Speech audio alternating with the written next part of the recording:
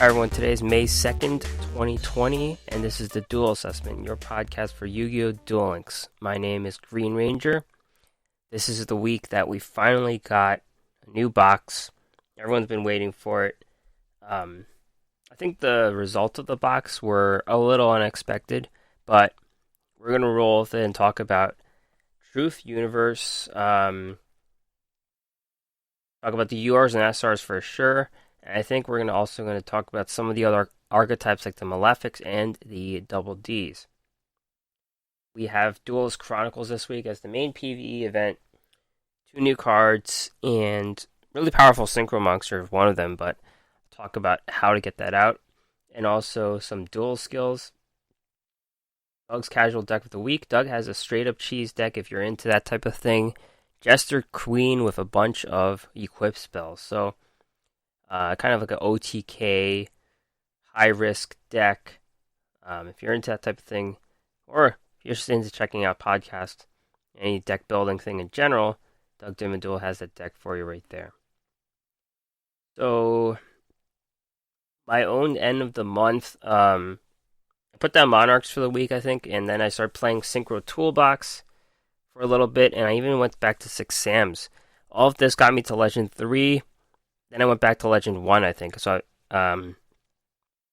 so that didn't really go anywhere. I was just tired of... I actually did get to 200 wins, which was really rare for me. I usually don't play that many duels. But I was able to get those in. But no King of Games, so it doesn't matter anymore, really. Like, there's no more, anything to fight over. I guess it's just those gems that you fight over for the King of Games. And your title, I guess, but... Overall, it accounted to nothing. Starting off the new month with a new meta. That is it. Esports, we're just going to talk about one tournament. There's been other tournaments going on, but we're just doing it for the sake of it. And none of the new decks have cracked the top 4 yet, I think. They're still in the unrefined zone, or maybe they're not good enough. We don't know. But we may see the Double D decks get there someday, but right now, Duel Links Meta Weekly 122. I actually had 2 of these tournaments this week. We're just going to talk about this one here. First place, Turbo Man level augmentation, Shiranui. Same deck you've seen a lot of times. This deck's going to dominate. So as long as there are no nerfs. And Gozuki's pretty much a main card in the deck. Primarily for the second ability where you could banish the cards from the graveyard. That's what you put it over Samurai Skull. When you're playing some other zombie decks, I think Vampires specifically, they really liked Samurai Skull over Gozuki. Now with this type of deck, you definitely need Gozuki over Samurai Skull. Because that was more about disposing the monster in the graveyard, a trigger versus like an ability you activate on your own.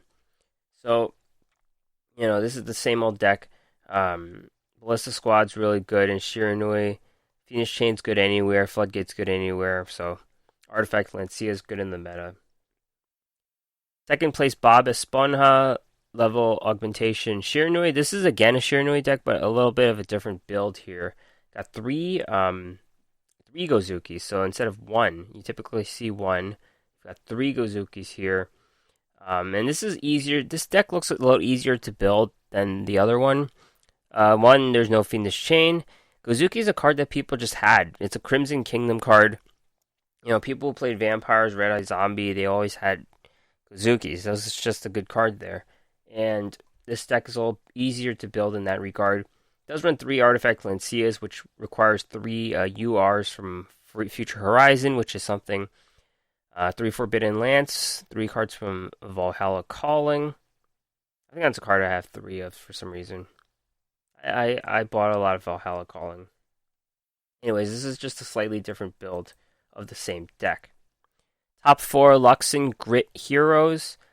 We see an evolution. Grit Heroes have kind of settled in Tier 3. You don't see them a ton, but they're still good. Destiny Hero Malicious is gone. So right now we have Plasma, 3 Ferris, 3 Stratus, 1 Decider. I think that one's new there in this deck. 2 Increase, 2 Vision Hero Increase, 1 Celestial, that's a normal card. 2 Vions, 2 Econ, 2 Chalice, 3 Mass Change, 1 Poly. So, yeah, 2 copies of Malicious are gone. I think Chalice is useful in the deck. It helps Enki hit for a full attack. That's kind of what the combo is.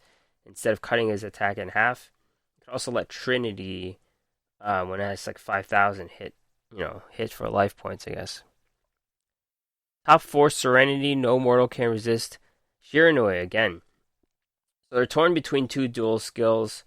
We always talked about no mortal can resist getting nerfed. I don't think level Augs would get nerfed. If it does, there's like level duplication. There's other level modulating skills you could run. So it seems like they're going to head that way if this nerf ever does come through, which I suspect is delayed because of coronavirus. Yeah, in this tournament, the cards haven't been released yet, I think. And I think in the next tournament, there were some cards released, but they didn't really crack. They only made the top 16 instead of the top 4. Even the Battle Phase tournament, Battle Phase 54, I'm just going to look at the deck. Top 4, we got Heroes, Shiranui, Black Wings, Cyber Dragons, and nothing new there. And then the top 8, Luke Tyler has a balance double D deck. So, Depth has in the top 16 Tie That Binds Crystal deck. Okay, so crystals seem to have gotten somewhere, I guess. Crystals with no Rainbow Dragon. Okay, how about that? This is interesting. Ziggy with Battery Man, top 16. That's amazing. Okay. In the Duel meta tier list, Shiranui, obviously with all those wins, they moved up to tier 1. It seems like they're gonna stay here. Like they're tier 1, tier 2. They kind of shuttle them back and forth. Either it's still a dominant deck. We have Thunder Dragons in tier 1, tier 2 Dark Magician, Cristrons, and Element Sabers. Element Sabers have been dropped. Tier 3 Cyber Dragons, Black Wings, and Masked Hero, and Blue Eyes is off the tier list. I think it had a poor showing in some of these tournaments where they only had like 2 in the top 32, so they've been cut off. But just because they don't show up on this tier list doesn't mean that you're not going to see it a ton in the ladder. I think in the last week of Duel Links, I think that was the most common deck I've seen. And that does tell you something about how people are just running Blue Eyes to end the season, which doesn't seem right? If it's really a really good deck, it would have made King of Games. But there's some weakness going on, but they do get a buff from the new box. So there's this little thing going on called the New Week and End of the Week campaign. The End of the Week campaign is a thing that they usually did. They've been doing it for like a year, where they give you a pack, more than a year, to give you a pack of cards from event exclusive cards, and you just open it at the end of the week.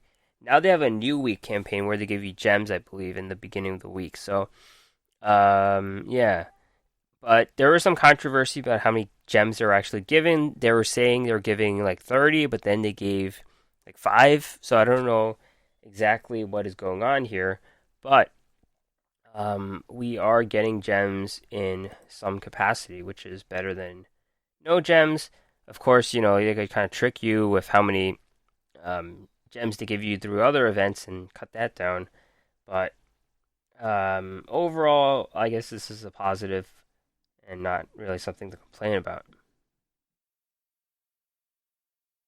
Now it's time to get to the whole new box, and this is something that everyone's been waiting for. I think there was a huge lull in the game for a bit, and people were just waiting for any new card release, and we know that these are going to come less often, so it's less stress on gems or whatever. But I think the impressions on this box is that at first everyone looked at it and they thought it was garbage, but then upon another look at it, it could be decent. And this box does introduce a bunch of new things. In addition, normally every box is going to have new archetypes, and that's just a given. But this one has new types, like the Cybers archetype. That's a whole new thing. And then I think that's the main thing this box does. But it's called Truth Universe, by the way, and some of the other archetypes, Malefics, double Ds, and Cybers, and Dino Wrestlers. And overall, I think the double D archetype has just come out strong, and it seems like it's going to be a tiered archetype. The other ones we'll still have to figure out, but we'll go over the cards right now. As usual, I'm going to go through URs and SRs, and we'll see what of the archetypes I'll cover. Otherwise, depending on time or next week, we'll do it too. But we'll get to every card eventually in this box. First, the URs and SRs, and as per usual, this is a main box. So all the URs, there's one. All the SRs, there's two. This actually makes me wonder whether we can time Zexal based on this box. Just based off memory, Stardust Acceleration was the first box where we had Synchro Summoning, and that was box number 15. And then you add in all the other mini boxes, and now we're all the way up to number 27. That's very interesting. Truth Universe is number 27. There's probably another mini box. So that's been good 12 sets. Plus 11 mini boxes. And Gaia Genesis was the last box before Synchros. Yeah, so I guess they've just increased the number of boxes with Synchros. But let's just get to the cards anyways. A bit of a digression. URs and SRs. Malefic Stardust Dragon, level 8 Dark Dragon, 2500, 2000. Cannot be normal summoned or set, must be special summoned from your hand by banishing a Stardust Dragon from your extra deck, and cannot be special summoned by other ways. There can only be one Malefic monster on the field. Face-up field spells cannot be destroyed by effects. Other monsters you control cannot declare an attack. If there is no face-up field card on the field, destroy this card. So all the Malefic monsters are a really aggressive boom or bust archetype, and they're going to need 3 copies of their field spell, Malefic World, and also 3 copies of a tutor called Malefic Territory. And you have to max out on these cards because that gives you 6 shots at drawing your field spell, which gets the whole thing going. The good thing about it is that you can get as many of these on the board, these monsters onto the board. So let's say you have your field spell and 3 Malefic monsters, you can cheat out a full board of monsters, and they're all pretty strong, so it's a pretty powerful archetype. Now, Stardust Dragon's just 2500, 2000. It's not too good, but what it excels at is that it protects your field spell. Note that these cards can't exist without a field spell. They're kind of like the Earthbound Immortals, so this will prevent your field spell from being destroyed by effects. Where this really shines is against a card that does not target.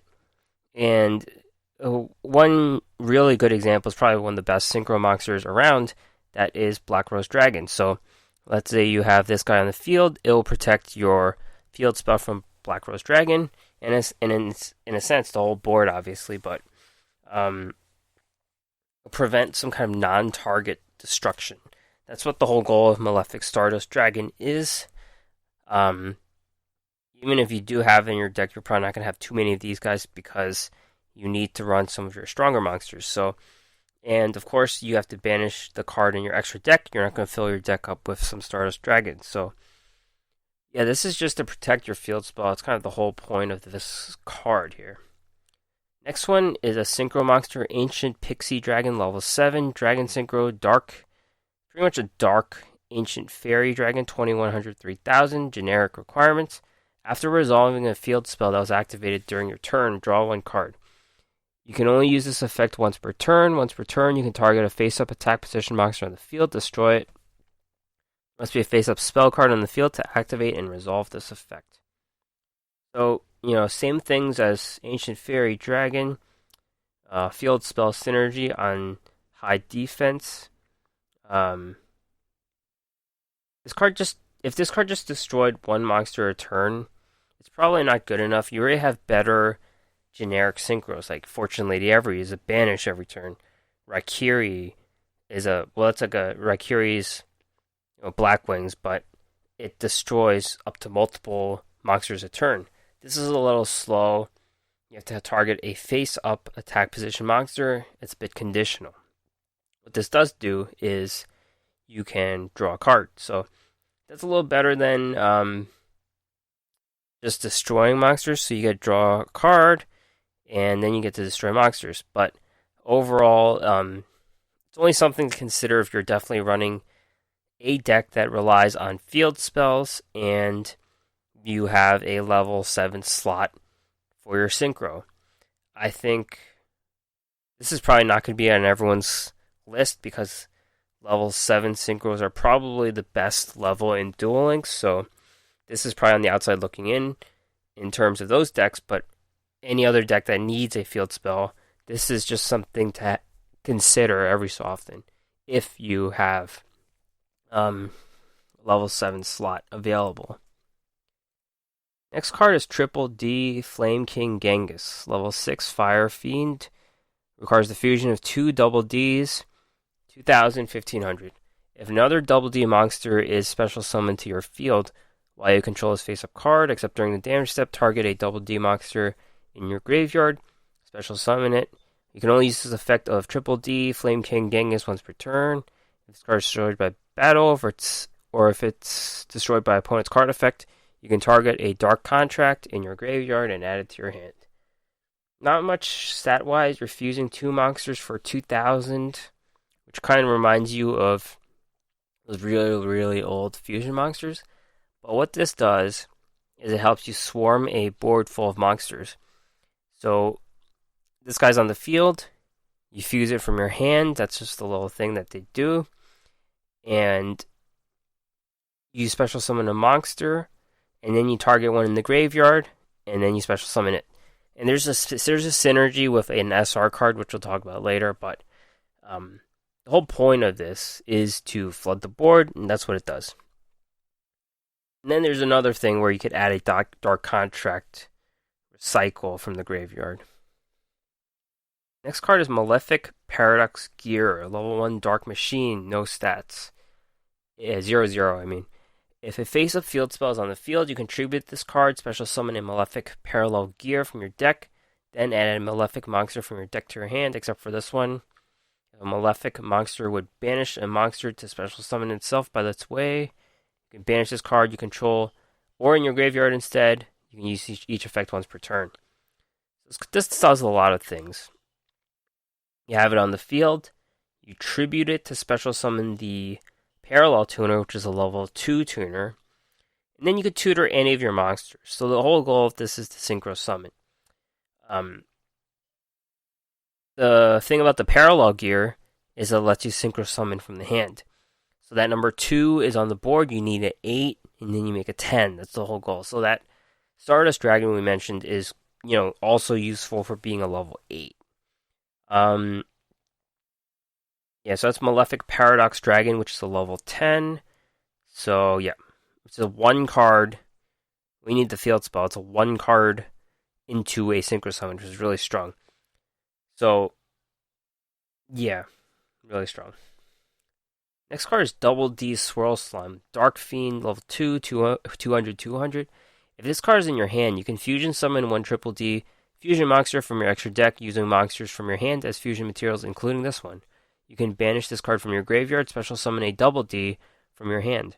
You can use each effect of Double D Swirl Slime once per turn. This is the only fusion card that we're getting in this box. And it kind of works like the Hex fusions, where they, not Hex, sealed Hex fusion, whatever you call those guys.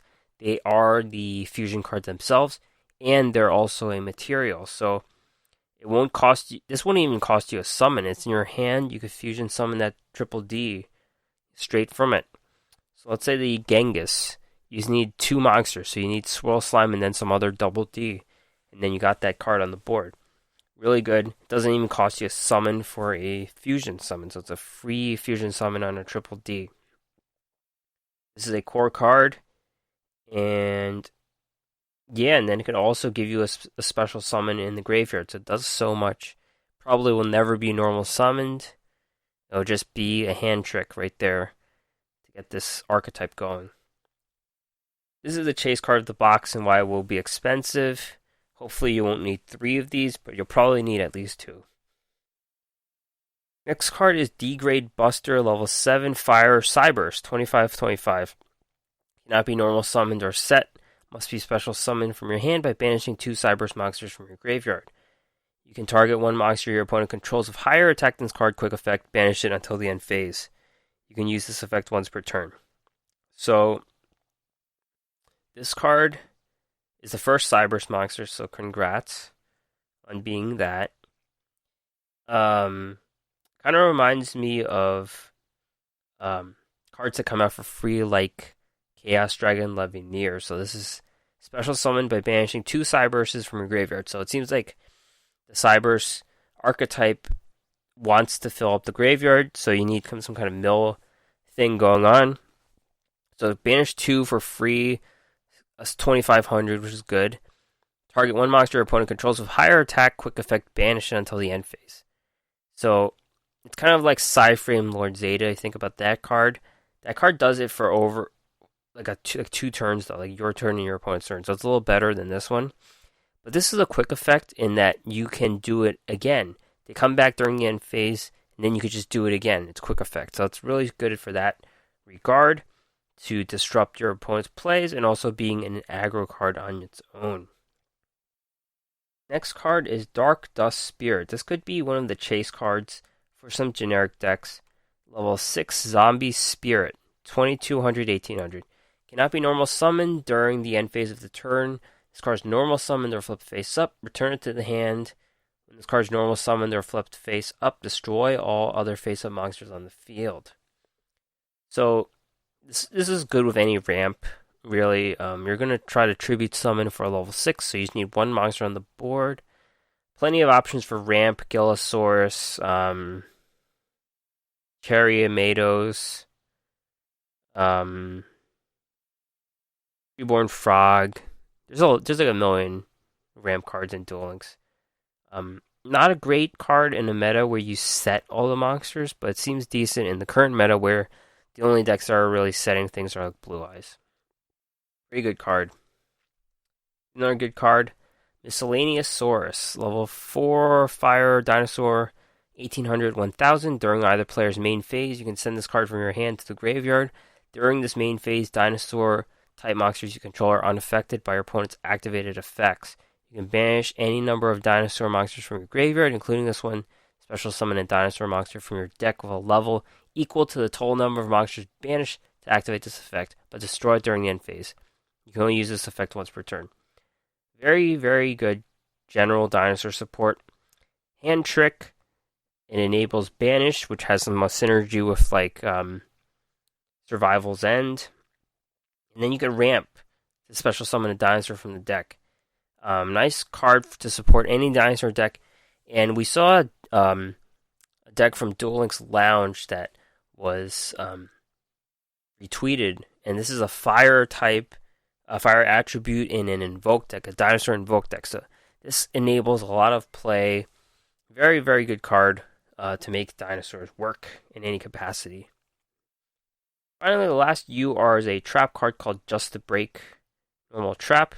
Activate only when your opponent declares an attack against the face-up normal monster you control. Destroy all monsters on the field except for face-up attack position normal monsters. There's a lot. There's two normal monsters in the meta, and they're pretty well known. The Dark Magician and Blue Eyes. Maybe you've heard of those cards. Normal support isn't meta though. It's not like people are running Order to Charge, stuff like that. But this is like a Mirror Force, which hits like a Mirror Force. It has some upside. I think this is a card that you could just sneak into some of those decks. Of course, you probably have to cut down on some other cards like effect monsters, like some effect monsters on the board. You definitely need your Blue Eyes or Dark Magician, and that is situational. Like, it kind of limits your plays. Let's say you're a Dark Magician, and you want to get into a play with Paladin, Dark Cavalry. You're gonna have to hold off because you want to use your Justice Break. Let's say your Blue Eyes, you want to get into your level 9 synchro play. You're gonna have to hold off because you want to use your Justice Break. There's always that limitation. This card will hold you back, and if it becomes obvious, people are just gonna play around. They're just gonna Cosmic Cyclone this away if it becomes a meta card. But I don't think it will be a meta card just because it holds you back from getting into a next level play.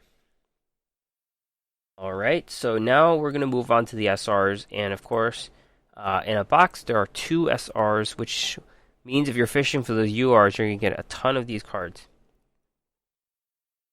First one's called Triple D, Gust, High King Alexander, level 10, Wind Fiend Synchro. Generic requirements, 3,500. If 3 or more Triple D monsters are on the field, this card gains 3,000 attack.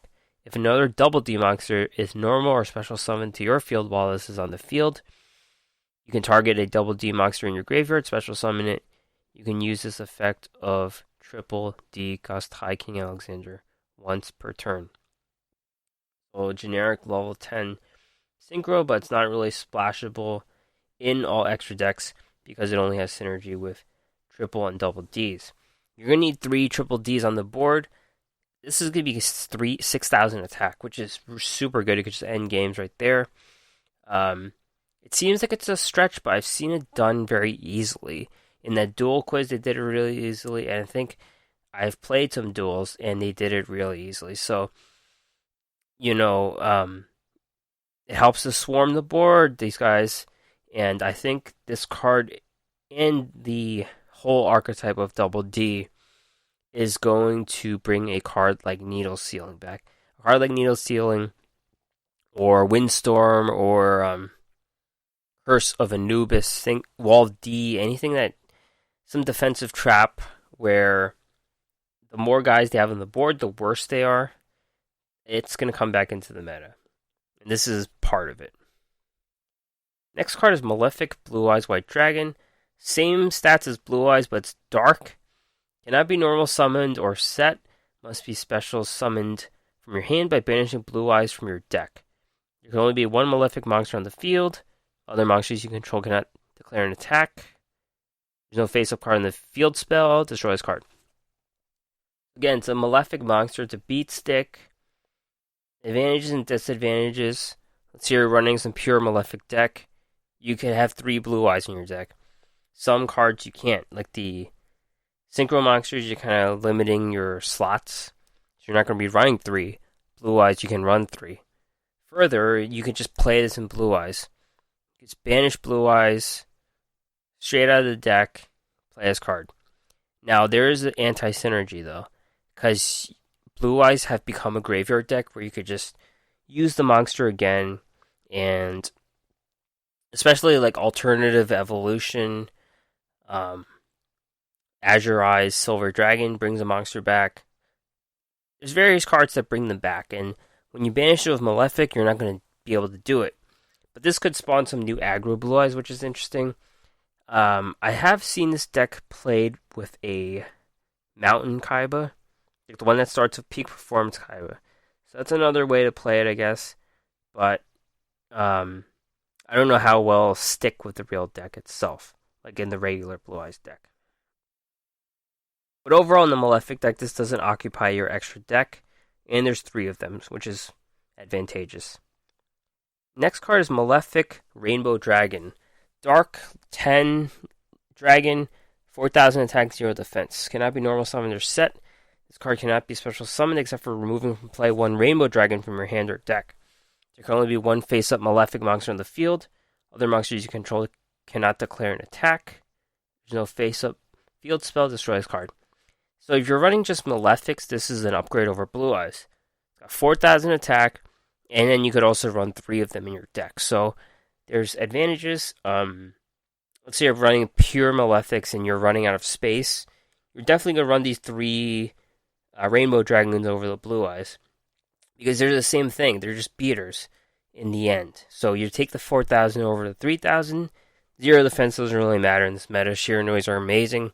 They have zero defense, so just the main beater right here. Dino Wrestler Capoeira Raptor. Level 4 Earth Dinosaur 1800 0. This attack position card cannot be destroyed by battle. If this card is attacked, change it to defense at the end of the damage step. During the standby phase, if this card is in defense, you can special summon a Dino Wrestler Capoeira Raptor from your deck. You can use this effect once per turn. I said it wrong because I should know how to say it. It's Capoeira, so Capoeira Raptor. This card looks horrible on its outset without knowing the Dino Wrestler archetype, but they do have hand tricks to protect themselves and then to get other effects on the board. So the goal of this is to survive and special summon a Dino Wrestler. And with XZs coming and all that jazz, this is going to be 2 level 4 Earth Dinosaurs. That's probably some recipe for XZ summoning, so that's something to consider. And also, this is the earliest entry of the Dino Wrestlers.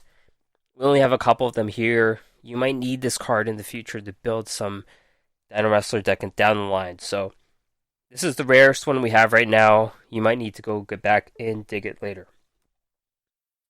Next card. Mouse broke.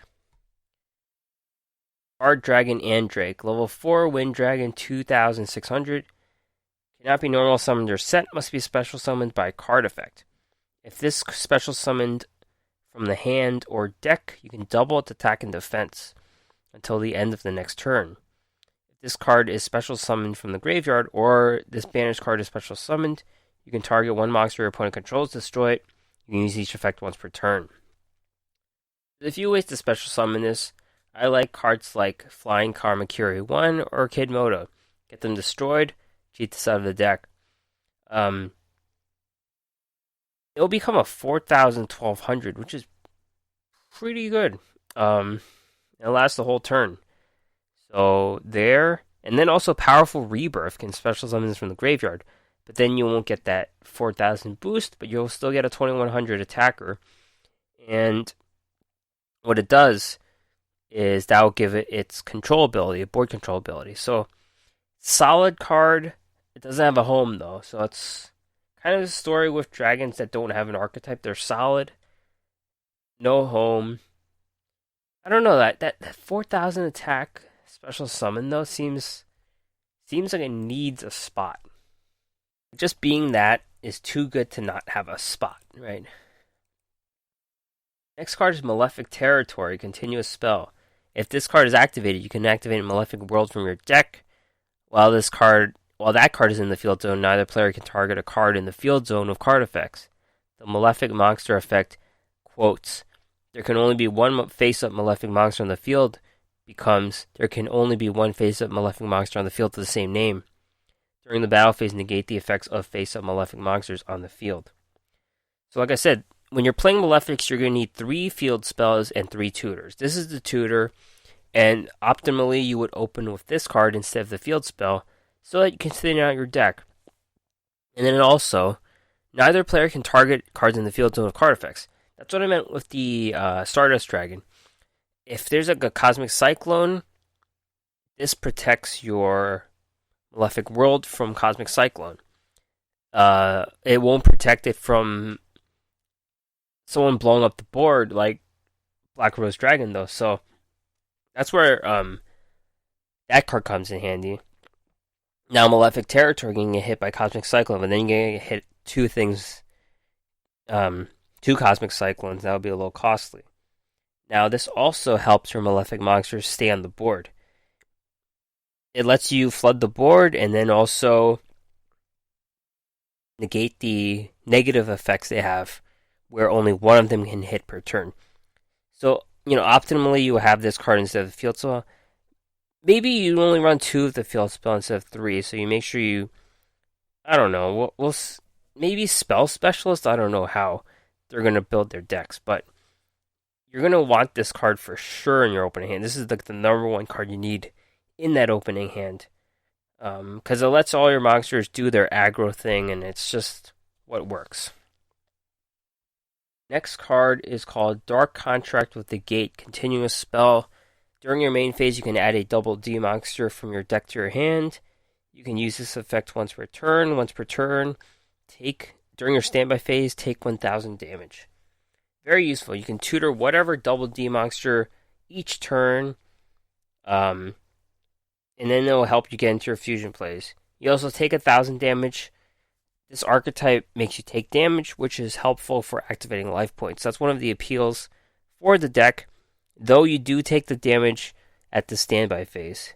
If this gets a little too nutty, I think No World can definitely go, but I don't know what skills are being run with this. I think it's a skillless deck as of now, but I think you definitely give the advantage to any any skill that needs losing life points. Next up is a Crystal Beast card, Rainbow Bridge. Normal spell, add a crystal spell or trap from your deck to your hand. That is it. And this card reminds me a lot of a very good card that ruled a really powerful archetype for a while, and that was Banishment of the Dark Lords. That one was just add a Dark Lord card from your deck to your hand, but it limited it at 1 per turn. This card, you can use all 3 Rainbow Bridges on the same turn. Maybe Crystal Beast can just stop being a caddy for Crystons, but they have a Rainbow Dragon now. They have this Dark Rainbow, or Malefic Rainbow Dragon now, so maybe there's something to it where they can spam beaters onto the board, but my guess is probably not. I don't know. Next card is Dark Contract of the Swamp King. Continuous spell. During your main phase, you can fusion summon a Fiend fusion monster from your extra deck using monsters from your hand or field as fusion material. You can use this effect once per turn. If summoning a double D monster fusion this way, you can also banish monsters from your graveyard as fusion material. Once per turn, take 1,000 damage. This is a pretty good card too. It serves as the fusion spell for double Ds.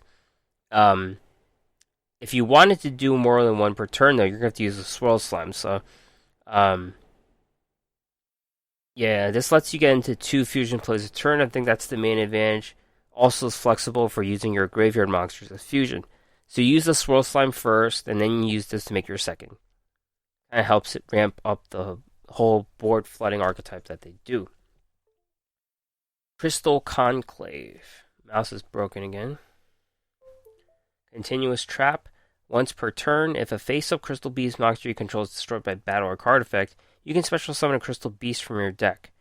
You can send this face-up card from the field to the graveyard, target 1 Crystal Beast card you control, and 1 card in the field, return them to your hand. So, this helps thin out your deck by cheating out the Crystal Beasts, which is kind of the end goal of the Rainbow Dragon. It also does come with a bounce ability. It's kind of like a 2-for-1. You cost 2 cards. You pay for this one. And you send this card to the graveyard. Then you target a Crystal Beast. And then 1 card to the hand. Return them to the hand. So, maybe this does help set up the Rainbow Dragon. Because Rainbow Dragon, you just need 1 hit and you win the duel.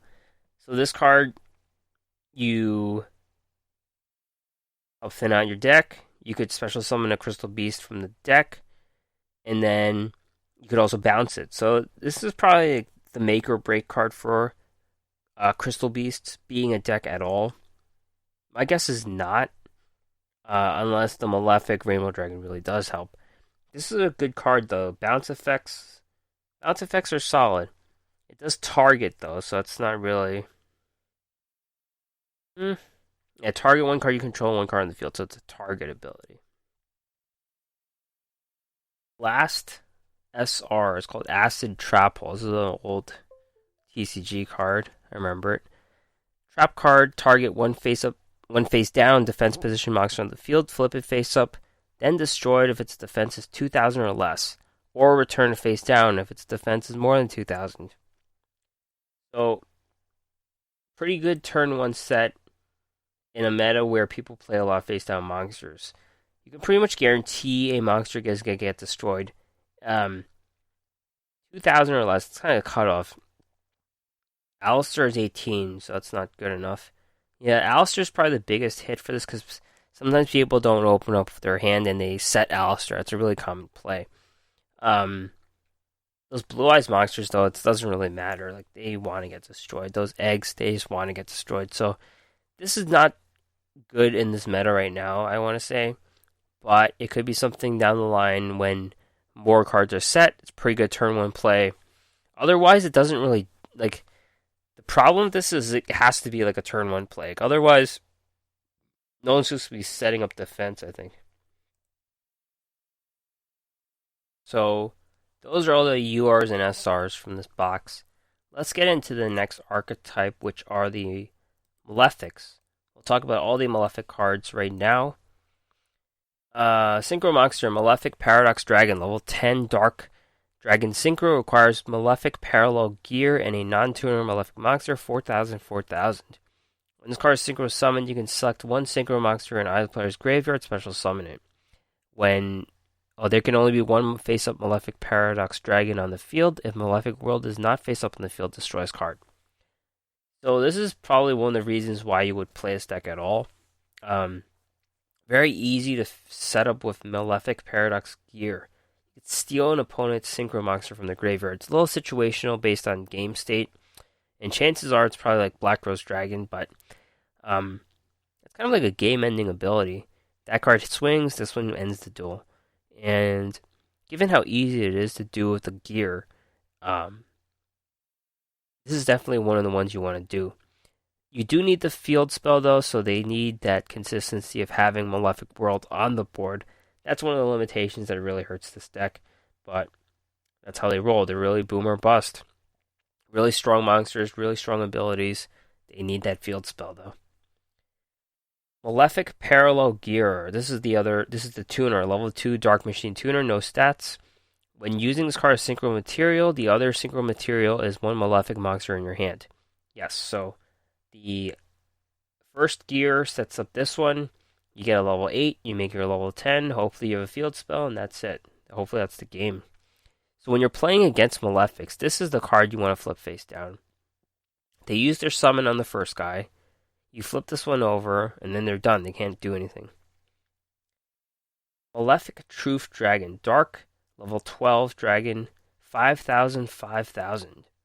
Cannot be normal summoned or set, must be special summoned by its own effect, and cannot be special summoned by other ways. If a Malefic monster you control is destroyed... If a Malefic monster you control, except for this one, is destroyed by battle or card effect, you can pay half your life points, special summon this card from your hand or graveyard. There can only be one Malefic monster in the field. If there's no face-up spell card in the field, destroys card. If this card destroys an opponent's monster by battle, destroy all face-up monsters your opponent controls. This is kind of like, crazy. If Malefics get dangerous, you're going to want to banish everything because this could just be in their hand. Again, this could clog up the hand. You don't want too many of these, but then it's 5,000, 5,000. How can you not have these? You definitely need that consistency. This is probably one I would just have like one of, and then you would just tutor it whenever you need it. Or you feel like you're in trouble and you need to get a 5,000 beater on the board. Very dangerous card. Could be discarded and come out of the graveyard, trick your opponent too, so that's another way to get this guy on the board. Skipping the triple Ds. Malefic World, this is the field spell. While this card is face up on the field, you can activate this effect instead of conducting your normal draw. During your draw phase, choose 3 Malefics from your deck. Have your opponent pick one at random, add it to your hand, shuffle the rest. So basically, with this field spell, you skip your draw. You get any of your monsters. No, you get any card. So this is pretty good. You get 33% chance to get whatever you want. Sometimes, this is like a bingo machine go, where you could just pick like 3 Blue Eyes or 3 Dragon Spirit of Whites. That's usually how it went. Pick 3 of the same monster, or 2 in 1, so you maximizes the chances of getting that what you want. This does replace the draw phase though, so it requires a bit of decision making. So prepare for some long games against Malefic players. Next card is Malefic Selector spell card. Banish 2 Malefic monsters in your graveyard. Add 2 Malefic cards from your deck to your hand, except for this one. With different names from each other from the banished cards, you can activate 1 per turn. You probably don't need the Malefics in the graveyard, so this is this cost would this is like a +1 because this is your cost. You're not going to reuse the other monsters. So you draw 2, it's a +1. A bit late game though. This doesn't fit with Malefics, I feel like. I feel like there's kind of late game. This is like a late game card, and there's aggro. They want to end the game with their 4,000, 5,000 beaters. I think that's what holds this card back. Might see like one or two make it into the deck. We'll see. Malefic Claw Stream Trap card. Activate only if you control a face-up Malefic monster. Select one monster your opponent controls and destroy it. Decent card for not having a cost besides having that monster. A little win more because the monsters just straight up break and you just need one to end the duel. So it's a little win more. But it's the problem with this card is that I've said this with the Earthbound Immortals. The problem is it does nothing except take up a deck slot if you don't have a field spell. Like, you're going to need this deck at 20 cards, and this is just going to do nothing in the meantime. So take what you will of this. That always limits a deck down. Next card is Malefic Divide. We're in the ends now. Those were ours. Where's Malefic Divide?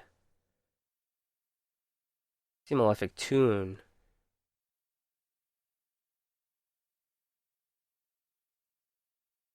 Here we go. It's a quick play spell. Target one Malefic monster in your graveyard, special summon it, ignoring its summoning conditions. Its effects are negated. Banish it during the end phase. This is like a last resort to get an extra attack. So let's say your monsters get cleared by Drowning Mirror Force and you have one in your graveyard. You bring it out, hit for 4,000.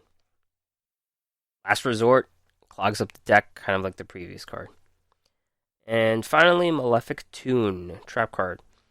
If a face-up Malefic monster you control is destroyed by battle or card effect, draw 2 cards. If a face-up Malefic monster you control is destroyed while this is in your graveyard, banish this from the graveyard, add a Malefic monster from your deck to your hand. You can use each effect once per turn. So given the field spell's ability to draw Malefics, this card probably isn't needed, given the situational nature of it. You could just draw whatever you want. You only need to draw 2. It's a similar card as that Lunalight card that where they're in the moon. But there's more stakes in getting Malefic World out. So any deck that's not getting in the way of the field spell or the tutor are not really necessary. So that's kind of what holds the deck building back, I guess. That certain cards will hold the deck back because they get in the way of the field spell being drawn. Just because of time considerations, I think I am going to just talk about the Dino Wrestlers. And then next episode, we'll move on to the Double Ds and the Cybers. That'll make more sense. So there's 4 Dino Wrestler cards in the R's and N's, and they still look like an incomplete archetype based on what we have here, but of course they're going to make you fish through this box to make some other future archetype work. Dino Wrestler Marshall and Kylo. This disturbs me because when I was a kid, I was really into dinosaurs. I always called it Ankylosaurus, like Anklyo. It's Ankylo, okay? Ankylosaurus. It sounds completely different. Changes me. Anyways, Dino Wrestler Marshall and Kylo. Earth Dinosaur, level 2, 1000. During damage calculation, if another Dino Wrestler you control battles an opponent's monster, you can quick effect sends card from your hand or field to the graveyard. That monster cannot be destroyed by battle. Also, the attack of the opponent's battling monster is halved until the end of the damage step. During the end phase, if this card is in the graveyard, because it was sent there from the field this turn, you can special summon it, but banish it when it leaves the field. You can use this effect once per turn. This is a hand trick. It'll protect your attacker, which was Capoeira, and have that enemy's monster in half without targeting. That's huge. And it also comes back for 1 turn only, and then you could also reuse it. Suppose it doesn't get destroyed that turn. So This is how they would survive, how that Capoeira Raptor would survive that attack, just being an 1800. Dino Wrestler, Marshall, and Powell, level 1, Earth Dinosaur 600-0. During damage calculation, if your other Dino Wrestler monster battles an opponent's monster with equal or higher attack, quick effect, send this card from your hand or field to the graveyard. For that battle, your monster cannot be destroyed, and the battle damage you take is halved. When an opponent's monster declares an attack, you can banish this from your graveyard. Add a Dino Wrestler from your deck to your hand, except for this one. You can use this effect once per turn. This is less good than Ankylo because all you do is you survive the battle and you don't win the battle. It doesn't reduce that monster's attack in half. You just lose fewer life points. And I suppose you could have both of them in the deck to increase your consistency, but you would just go with the better one typically. This does have a tutor effect though. When it's in the graveyard, you could just add a Dino Wrestler from your deck to your hand. So there's a little bit of card advantage there. It's the only advantage it has over the Ankylo. In the ends, we have 2 cards. Dino Wrestler Eskrima Mamenchi, level 6 dinosaur, 2200 attack, 0 defense. If you control a Dino Wrestler monster, you can normal summon this card without tributing. During your turn, if your opponent special summons a monster while this card is in your graveyard, except during the damage step, you can target a level 4 or lower Dino Wrestler in your graveyard, special summon it, then add this to your hand. You can use this effect once per turn. It's like a situational 2200 attack, like normal monster beater. That's level 6. It could come out for more. That's useful for synchro summoning. If this does turn out to be a synchro deck, you got 6 stars here.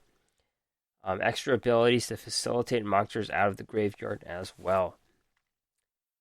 Finally, Dino Wrestler Rambrachio, level 5, Earth Dinosaur, 1600 attack, 0 defense. It looks like a luchador.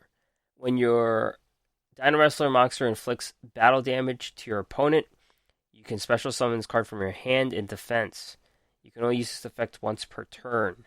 Your opponent cannot target other Dino Wrestlers you control with card effects. This makes your Dino Wrestlers untargetable, which is useful in some regards. It does come out in 0 defense though, so it doesn't really leave much room to stay on the board. Archetype isn't really a thing yet, so we don't really know how good this card is at all. My guess is this card is on the outside looking in when you're building these decks. We're going to have to wait for more support from this archetype. That is it for this box for now. Next week, assuming there is time, I think there's going to be time, we will move on to the Double Ds. The main PvE event this week is Duelist Chronicles 5Ds, Attack of the Dark Signers. Kind of the end of Season 1 thing, I think. I really don't know 5D's lore. I think it's the end of Season 1. It's the second half. And it could have been the whole season. I don't really know. It's after Yusei beats Jack in that cup. And then they have this tournament. They have this arc. 5D's is only 2 seasons, so yeah, let's just call it the second half of Season 1. And I actually had to watch all the cutscenes because I didn't know what was going on, so I had to learn. I knew some of what happened, but I had to learn. And they made some improvements to this event. They've been making improvements to PvE, which I like. And they show you what your next reward is. Shoot, I'm blanking here. I don't like they had too many cutscenes with the 3D animations that kind of got in the way. It takes forever to farm those dice. That's another complaint. I'm still not even done with my 4th one where I get a free Majestic Star Dragon, so I'm still doing that. It's a bit of a grind, but given quarantine, I think everyone has time to get through this event. I don't think there's an excuse for it right now. So, let's get to the cards. Majestic Star Dragon. Level 10, Dragon Synchro, requires Majestic Dragon, Stardust Dragon, and a non-tuner monster, which has to be level 1, just from the rules. 3,800 attack, 3,000 defense. During either player's turn, when your opponent activates a card or effect, you can tribute this card. negate the activation, and if you do, destroy all cards your opponent controls. Once per turn, you can target one face-up monster your opponent controls, negate its effects until the end of the turn, and you can activate one of its effects as this card's effect this turn. During the end phase, you target one Stardust Dragon in your graveyard, return this card from the field to the extra deck, and then special summon that target. This card's OP. What else to say? Your opponent activates a card or effect, you contribute it and negate it. Then you could destroy all cards your opponent controls. So that's kind of the goal. Even if this being a 3,800 on the board, you do that, they're done. Unless they have some kind of follow-up of some back row. Once per turn, you can target a face-up monster your opponent controls, negate its effects, and then you can also steal its effects. So it's kind of like, there's a Blue Eyes card that negates effects, I believe. I'm not sure it's Blue Eyes. It's some meta card that negates effects, but this one can also steal its effects, which is super big. And then you could also target Stardust in your graveyard and return it. So that's useful if you use it for that first ability where you blow up their board. Now, of course, the big problem with this card and why it won't be competitive, it's such a good card, it won't be competitive because you require those specific pieces. You need the Majestic Dragon, you need the Stardust, you need that level 1 non-tuner. Stardust is probably the limitation because it's thanks to the skill you can get Majestic Dragon out. You can probably cheat out a level 1 non-tuner for free somehow. Stardust Dragon requires a level 8 Synchro Summon, which isn't the easiest. Level 7s are a lot easier than level 8s. So if it was like Black Rose, that would have been really cool. But not. So it requires Stardust Dragon. And when you have a full board of 3 monsters, I've done this with Crystron, Quadri, and Yandrix. When you have Raiden, Lumina, and Plague Spreader, they can mess you up at any turn. Sometimes they don't flip one of them face down or disrupt one of them, and that's when you know you've got it. And here, it's even more steps. You need to get Stardust out. That's 3 plus 5, 4 plus 4, whatever. And then you need those other 2 guys. So there's too many ways to mess up to make this playable, I think. There's going to be dedicated decks trying to do it, and it's going to be expensive because you also need Stardust Dragon. There has to be a way to cheat out Stardust Dragon. Like, there's that really bad trap card called Descendant Lost Star. Something like that, where you could just cheat it out. Who cares if Stardust Dragon doesn't use its abilities? You're just using it as material for this card. So I think you need something like Descendant Lost Star to do it. So the specific tuner is called Majestic Dragon, level 1, Dragon Tuner 00, cannot be used as synchro material except for the synchro summon of a Majestic monster. So there's only 2 Majestic monsters in Duel Links. We just got the Star Dragon, there's a Red Dragon Archfiend version that we don't have. So this card only has 1 use to get Majestic Star Dragon out right now. And further, it has no abilities. It's a tuner with no stats. Can't special summon. Nothing. The good thing about Majestic Dragon is that there's a skill. So there's a skill after May 2nd for Jack and Yusei called Majestic Light. Can be used by returning 1 tuner monster in your hand to your deck. Play a Majestic Dragon from your deck. The skill can only be used once per turn. Okay. That's 1 step in Majestic Star Dragon. You could cheat out this guy for free, so it's like he has an ability. You can use it once per turn, which is kind of big. So they're really trying to get you to get Majestic Star Dragon out. It seems like it's a challenge. It's like a deck building challenge that they gave you. Like, get this OP card on the field and go. But the Malefics can kind of deal with the Malefics we talked about can kind of deal with Majestic Star Dragon. They're the one archetype that can deal with him. We'll see. Other cards, these are all repeat cards. Jester Queen. Oh, so one of these rewards is Jester Queen, if you didn't get that from the Duel Carnival. And that goes right in line with Doug's casual deck of the week. Doug Dimmaduel is here. He's got a cheese deck with Jester Queen and a ton of equipped spells. In case you don't know, Jester Queen, When it's normal special summon, destroy all cards in your spell or trap zone. If you control no other monsters, this card can attack a number of times each battle phase up to the number of cards in your spell or trap zone. So, this card's hitting in multiple times, and then you throw in equip spells that boost it, you're getting a lot. So Doug Dimmaduel is here. He says this deck's really good in PvE. Check it out right here.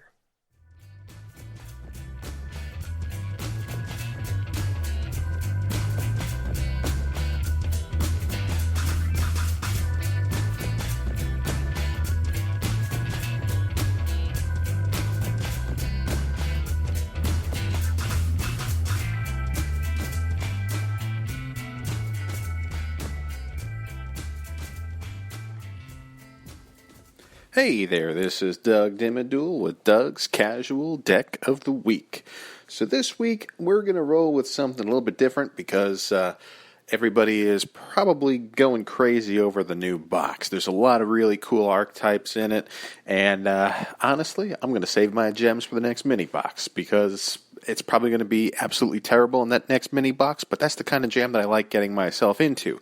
So what I want to do is run a deck that's a little on the expensive side depending on what you have or don't have, but it's pretty cheesy. Like it's just a straight up cheese deck that from a PvE standpoint is extremely effective against really any deck that you're going against with one of the standard duelists, or if you're doing some of these themed duels, whatever it is.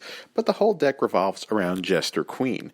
Now, Jester Queen, if this card is normal or special summoned, you destroy all cards in your spell and trap zone. If you control no other monsters, for each card in your spell and trap zone, this card gains one additional attack during the battle phase. So, having Jester Queen only level 2 with 800 attack doesn't seem like much, being able to attack, up to 3 more times or 4 more times, or I think it's only 3 more times, because spell and trap zone doesn't include the field zone, if I recall.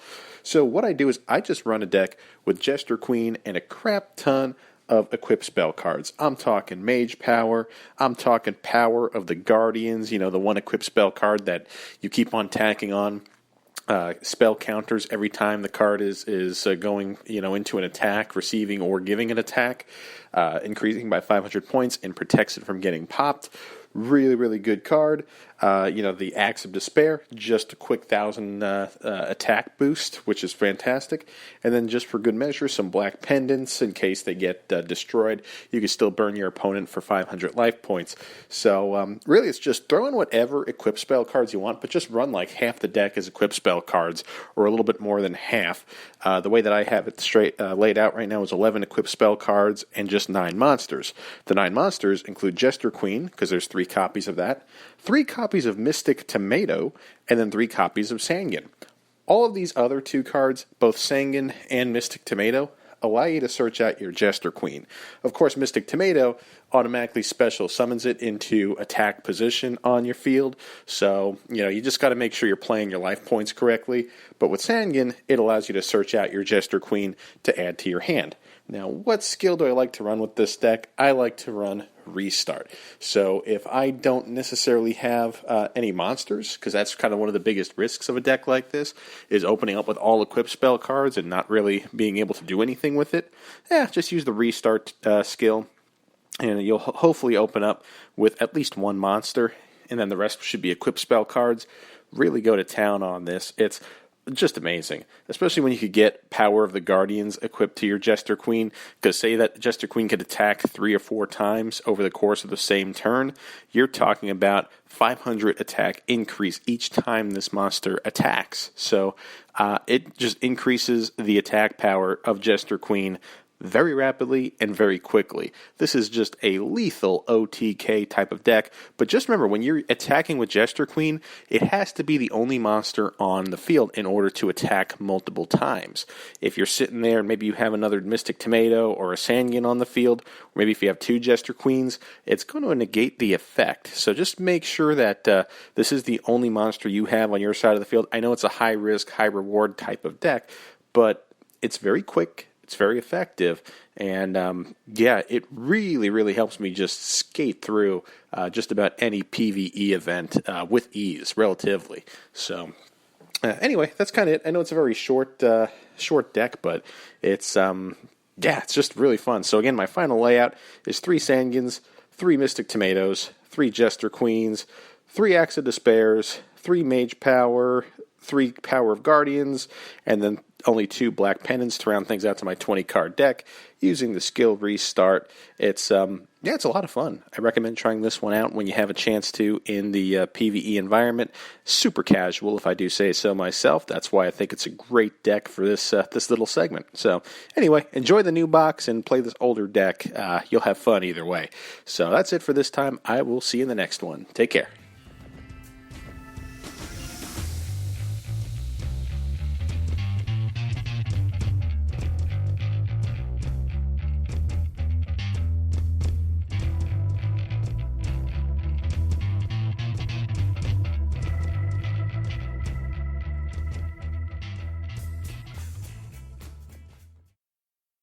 All right, thanks, Doug. And you check out Doug's decks on this podcast every week, and also his own Twitter account, Yu-Gi-Oh! Deck Talk. Upcoming news for May. It's really happening. May's happening. DD Castle Emergence, the final, it's like a year-long absence of DD events, but here it is, DD Castle Emergence.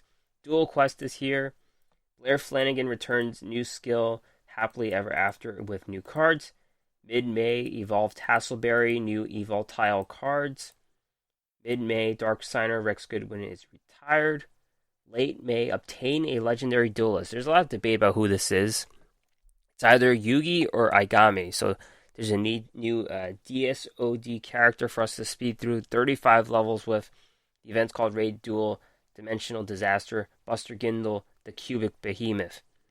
Late May, Duelist Challenges, and late May, Tour Guides Mission Bingo. We just got Bingo right now, so I don't know if it got moved up. I think, did they just move up the Bingo? Because we just got it this morning, so it's kind of strange that they're doing it twice in a month. I think something's wrong. They moved up the Bingo. Anyways, we don't know where the Bingo is. That's it for this episode. Thank you very much for listening. Of course, we didn't cover every card from Truth Universe. We'll get to those Double Ds and Cybers cards next week. Also, the May 2020 ranked rewards will also be covered next week. There could be something tricky there. Check out this podcast and more if you like it. Just search the Duel Assessment. You'll find it anywhere. All these notes are on the duelassessment.wordpress.com. Email me with anything at theduelassessment@gmail.com. Or you could follow me on Twitter, duel_assessment, or my own account at Green Ranger CCG. Alright, thanks for listening, everyone. Enjoy the new box if you're buying it. Chill with your gems if you're not. Stay safe. See you next week.